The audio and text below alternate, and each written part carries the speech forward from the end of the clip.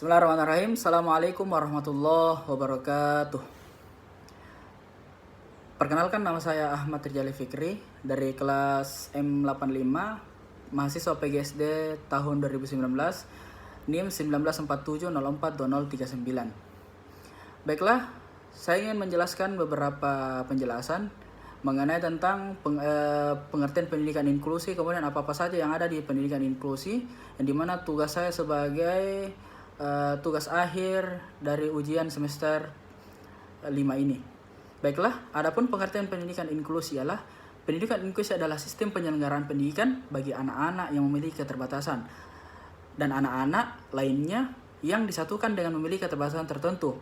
Adapun mempertimbangkan keterbatasan masing-masing, artinya kelas reguler menampung anak-anak yang berkebutuhan khusus tanpa terkecuali.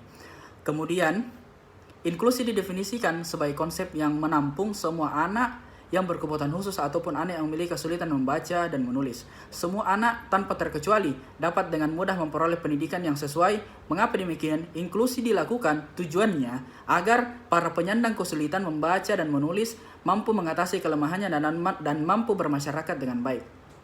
Adapun hukum yang berlaku untuk pendidikan inklusi ialah Undang-Undang 1945 yang telah diamandemen pada pasal 31 ayat 1. Setiap warga negara berhak mendapat pendidikan.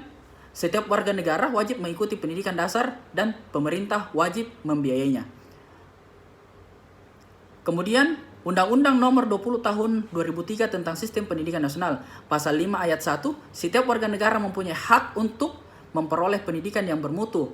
Pada ayat 2, warga negara yang memiliki kelainan fisik, emosional, mental, intelektual, dan sosial berhak memperoleh pendidikan khusus. Lalu, seperti apakah anak yang berkebutuhan khusus itu? Memiliki kelainan sensori seperti cacat penglihatan atau pendengaran, deviasi mental termasuk gifted dan retardasi mental, kelainan komunikasi termasuk problem bahasa dan ucapan, ketidakmampuan belajar termasuk masalah belajar serius karena kelainan fisik, perilaku menyimpang atau gangguan emosional, cacat fisik dan kesehatan. Berkaitan dengan hal tersebut, ABK atau anak berkebutuhan khusus menyebutkan adanya beberapa kelompok keturunan yang meliputi tunanetra, tunarungu, tunawicara, tunagrahita, tunadaksa, tunalaras, anak gangguan belajar spesifik, anak lamban belajar atau slow learner, kemudian seorang anak cerdas istimewa dan bakat istimewa, dan anak autis atau autisme. Selain itu, berdasarkan penyebabnya, anak berkebutuhan khusus dapat dikelompokkan menjadi dua, yaitu gangguan temporer dan permanen. Gangguan permanen berasal dari bawaan, lahir atau genetik, sedangkan gangguan temporer terjadi akibat lingkungan seperti bencana alam, kecelakaan, dan sebagainya. Tujuan pendidikan inklusi ialah secara umum, pendidikan inklusi masih berpatokan pada Undang-Undang Nomor 20 Tahun 2003 mengenai Sisdiknas pada pasal 1 ayat 1, yakni pendidikan adalah usaha sadar dan terencana untuk mewujudkan suasana belajar, proses pembelajaran agar peserta didik secara aktif mengembangkan potensi pribadinya untuk memiliki kekuatan spiritual, keagamaan, pengendalian diri, kepribadian, kecerdasan, akhlak mulia, dan keterampilan yang diperlukan dirinya masyarakat bangsa. 50%. Tujuan guru dalam membangun pendidikan inklusi ialah guru yang mampu memperoleh kesempatan belajar dan cara mengajar dengan setting inklusi, terampil dalam melakukan pembelajaran kepada peserta didik yang memiliki latar belakang beragam, mampu mengatasi berbagai tantangan dalam berbagai layanan kepada semua anak, bersikap positif terhadap orang tua masyarakat, dan dalam situasi beragam, mempunyai peluang untuk menggali dan mengembangkan serta mengaplikasikan berbagai gagasan, baik itu melalui komunikasi dengan anak di lingkungan sekolah dan masyarakat.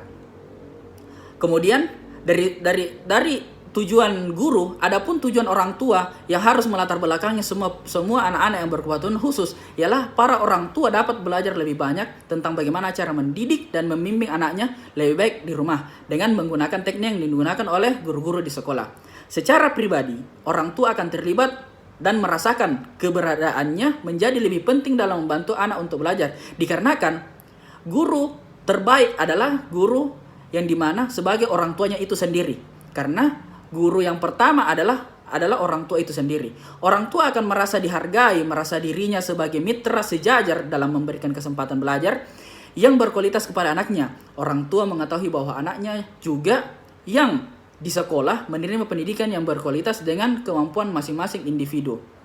Adapun pada tahun ini kurikulum sekolah inklusif secara umum kurikulum yang digunakan ialah kurikulum anak reguler yang disesuaikan dengan yang dimodifikasi dengan kemampuan awal dan karakteristik siswa.